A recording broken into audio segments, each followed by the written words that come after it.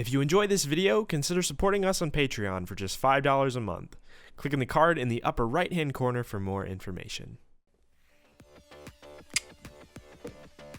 Hey guys, this is Julian of Julian Gray Media. Today's video we're going to be starting a short series. I know I start a series every other week practically. We're going to start a small micro series of music theory videos. These have been requested for several years now. A ton of people out there that are musically talented and don't necessarily need music theory. But I think everyone, even those sort of, naturally gifted people can benefit from a little bit of music theory knowledge. So without any further ado, today we're going to be covering some of the rhythmic theory, some of the basics that you should understand when you're starting to write music, or if you've been writing music for a while and you want to take it up to the next level. Let's hop into the studio and get started.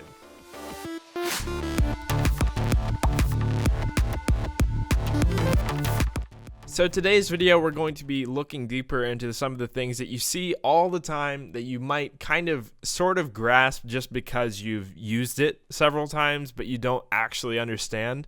Or maybe you're just working off of practice and you know what it looks like, but you don't know what it actually is.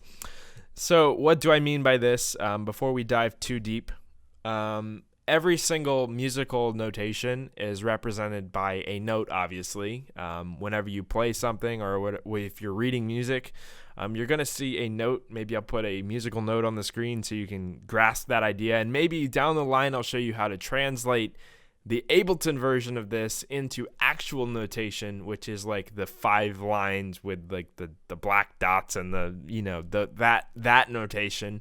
But it's not as relevant for electronic music producers. So we're just going to dive in and cover some of the basics of music here. So at the root of it all, you have something called a tempo or a BPM, right? So this is the amount of beats in a minute. And that tempo is according to the time signature that you have set right here, the 4/4 time. If you've heard of a 4/4 or maybe 6/8 is another popular one, or 3/4 time, that is your time signature. So your tempo is how fast a beat is, referring to this time signature here. So when you take a look at a time signature, I'm going to explain what this means. We have 4/4, right? Or if we have 6/8. Or if we have 3/4, for example, or 2/4 is another one. That's cut time. Or 2/2 is cut time. 2/4 is just 2/4. Let's go back to 4/4, for example. The bottom number of the fraction, if you will, is essentially the note that gets the beat, and the top number is the amount of beats in a single measure. Let me show you what I mean by that. So the bottom number here is a 4, which is a quarter note. 4/4, obviously. And then you have something called an eighth note, which is the 8. Or if you have a half note, which is a 2. Or you have a 1, which is a whole note. That's very uncommon. You usually state either 2, 4. Then the top number is the value of beats that we use in a single measure. So in a 4/4 beat, as you're familiar with house music, right? You have 4 quarter notes in a single measure. Let's set this to quarter notes. So this is our actual note meter. It's not just for the grid. And let's set this to quarters. As you can see, if we zoom out here, we have 1 to 2, right? This is our measure. We have 4 of these quadrants within that one measure. And that makes sense because we have 4/4, which is 4 beats represented by a quarter note. So in every one of these measures, and you can tell a measure in Ableton based on these alternating gray areas here. This is darker gray, this is dark gray, etc. These are your measures, and as you can see, it counts measures here, 1, 2, 3, 4. As you can see, in a quarter note grid, there's 4 quarter notes in a measure. So that makes sense. We have 4 beats represented by 4 quarter notes. 1, 2, 3, 4. 4 quarter notes, 4 beats. That's 4/4 time. And that sounds like this. We turn the metronome on, and obviously if we're representing this by the auto rhythm, which is the time signature, if we did 4/4 or 1/4, which is a quarter note, it would do the same thing. If we're using the auto rhythm and we play it, we get 4 beats every measure, and that's why you get that alternating click every 4 beats. 1, 2, 3, 4. 1, 2, 3, 4. So you have 4 beats on the metronome there. That's 4/4 time. When it gets interesting is when you start to switch up the top number here. So let's say that we go to 3/4 time. That's our waltz or something like that, where you're representing a full measure by 3 beats instead of 4. That sounds like this. 1, 2, 3, 1, 2, 3, boom, dun, dun, dun, dun, dun. Think of that sort of style of music. And this makes sense because we still have the quarter note here, and we're representing the 3 beats by quarter notes still. So we have 1, 2, 3 quarter notes in a 3/4 measure. So that's basically the basics of a time signature. We can swap out these values all day. Let's say, just for the sake of it, let's do 2. 2/4 here. If we zoom in, you can see these alternating gray areas reflected that. We have 1, 2, 1, 2, 1, 2. If we play with the metronome, you're going to hear that. 1, 2, 1, 2, 1, 2, 1, 2. And that's a 2/4 tempo because we're still represented by quarter notes here. So I switch this back to 4/4 quickly here just so we can show you what happens when we switch the bottom number of a time signature out. This is how you get things like 6/8 or that's like the big famous one, 6/8 or whatever. If we switch out the bottom number, we're changing the value from quarter note to eighth note. So let's switch this to 4/8, for example. Now we're going to have 4 beats represented by eighth notes instead of 4 beats represented by quarter notes, which is inherently 2 times the speed of the quarter note. Think about this. You have 4 blocks fitting a space, and you want to fill it with 8 blocks instead. So the blocks are going to have to be half the size of the quarter notes to fit. Obviously, you know how fractions work. So we have 4 beats, and those are represented by eighth notes. So it's going to be double the speed of our 4/4 measure here. So let's zoom in so we can see that alternating gray area again. As you can see, the measure is still the same, but now it's going to be represented by eighth notes. Let's switch this to eighth notes just so you can visually see it too. So we have 4 beats represented by eighth notes now. As you can see, I switched it to eighths, and every measure is going to have 4 beats, even though they're much faster now. So we have 1, 2, 3, 4. Oops. Enable the metronome. 1, 2, 3, 4. 1, 2, 3, 4. 1, 2, 3, 4. 1, 2, 3, 4. And essentially, a 4/8 rhythm is double the speed of a 4/4 rhythm, and it can achieve the exact same thing in any circumstance. So 1, 2, 3, 4. 1, 2, 3, 4. 1, 2, 3, 4. 1, 2, 3, 4. That's our 4/8 rhythm within the 4/4 grid. And you can do this with even values like that. So like you can represent a 2/4 rhythm in a 4/4 rhythm, or you can represent a 4/8 rhythm within a 4/4 rhythm. It gets weird when you start to use odd values like 6 or 8 for this top number, 6 or 3 in this top number. So let's say you want to fit a 6/8 bar with a 4/4 bar. It doesn't necessarily work as well because 6 doesn't divide into 4 the way that 2 divides into 4. Let's go ahead and try 6/8 just for lulz right now. We have 6 beats in a measure. As you can see right here, we're in the eighth note grid. You have 6 beats, 1, 2, 3, 4, 5, 6 beats represented by eighth notes and eighth note here. If we change this to 4, you're going to see it's only 3 because an eighth note there's 2 eighth notes in the space of a quarter note, etc. So that is our time signature in a nutshell here. Basically, the top number represents the amount of beats in a single measure. As you can see, there's 6 in this measure. If we switch it to something easy like 4/4, it's really easy to understand. Go back to quarter notes. 4 beats, 1, 2, 3, 4. 4 quarter notes.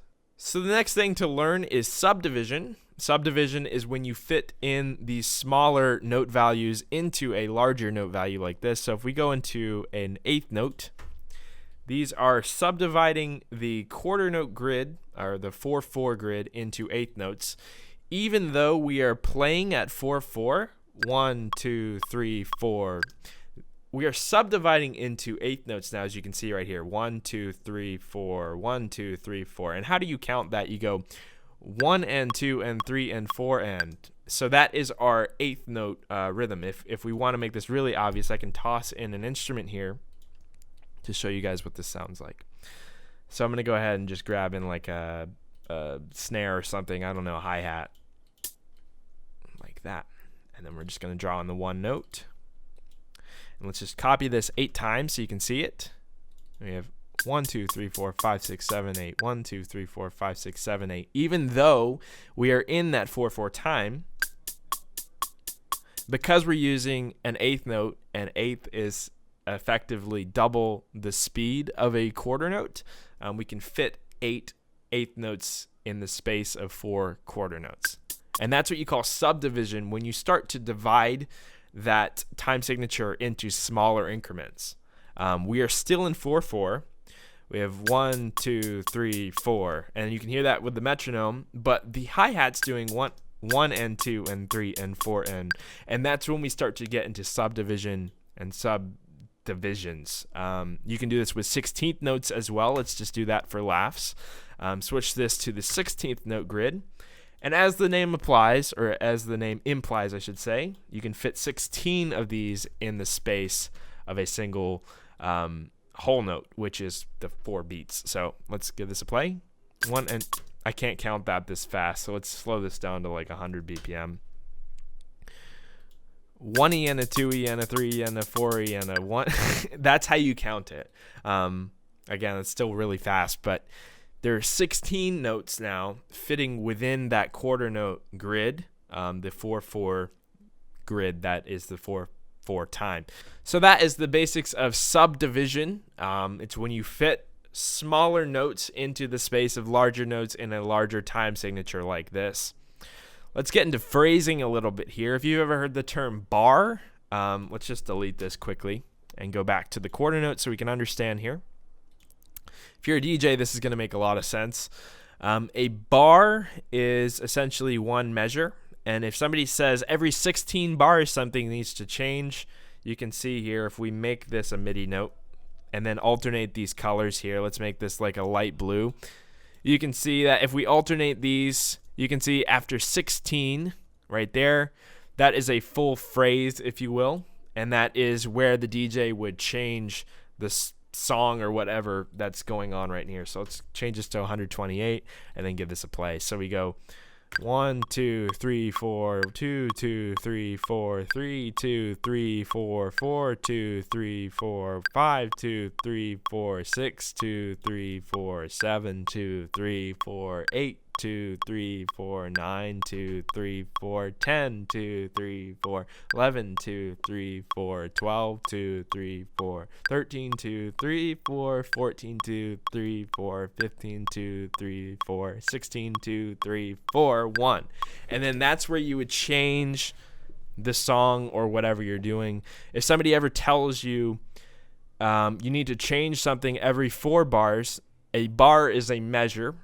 So if you're in the tempo of whatever it is and you're playing at 4/4, a bar is 4 beats, which is 1, 2, 3, 4. And if somebody tells you that you need to make an adjustment every 8 bars, or if you ever hear a tutorial where somebody's like, yeah, I want to change the song after 16 bars, you now know how to count that.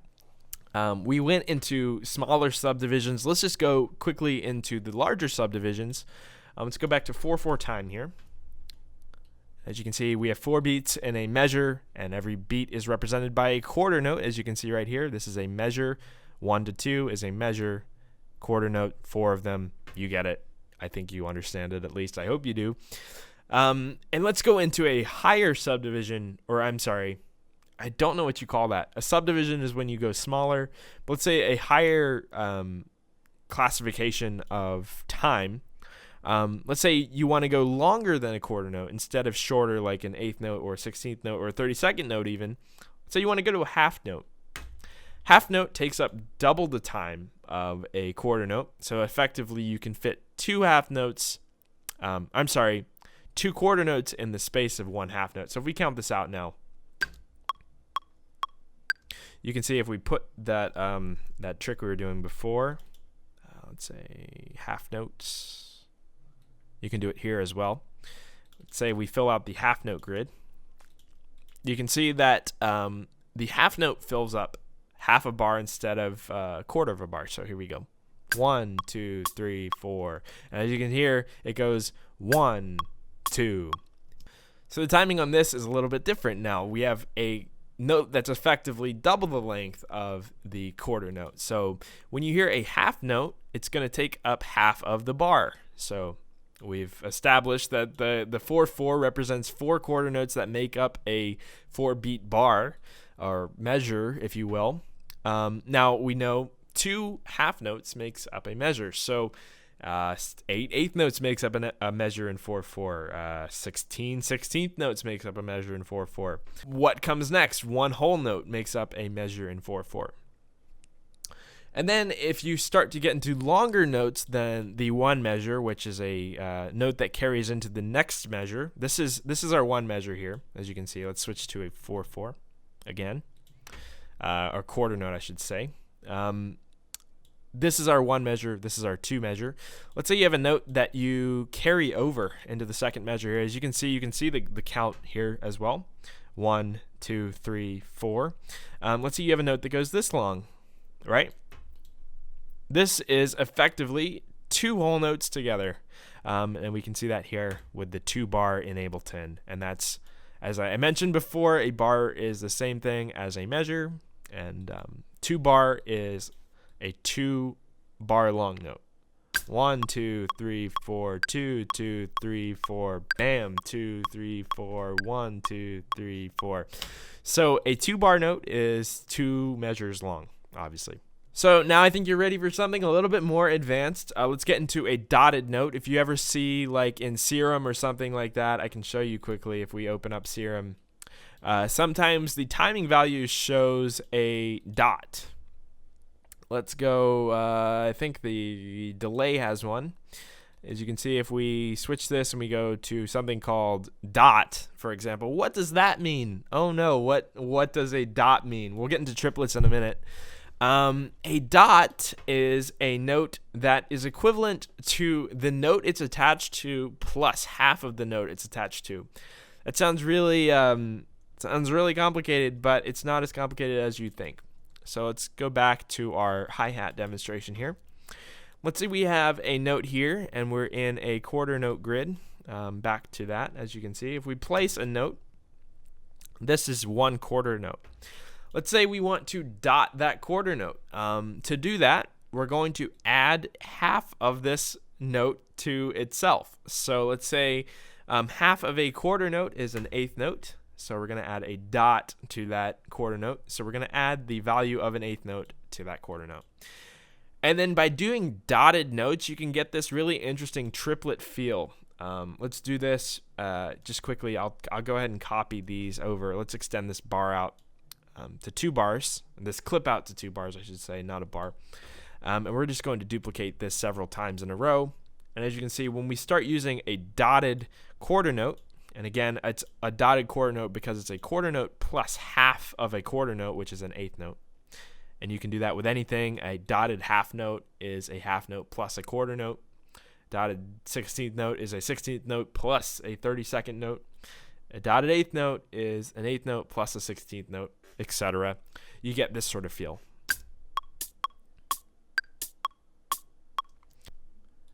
And then it obviously doesn't resolve the same way that a quarter note would or something like that. You can use these in syncopations where you do stuff like, I want to use a dotted note here and then I want to use a 8th note here. Let's go into a smaller grid so it makes it easier to see. Then we go to an 8th note and then we go to a dotted note and then maybe like an 8th note again.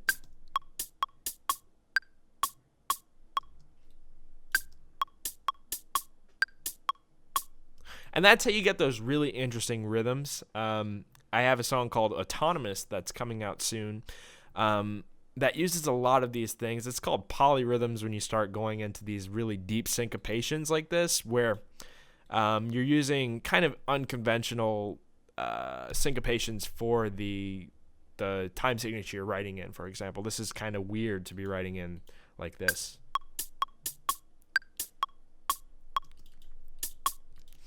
So that is our dotted quarter note. Dotted eighth note again would be this plus a 16th note, like that.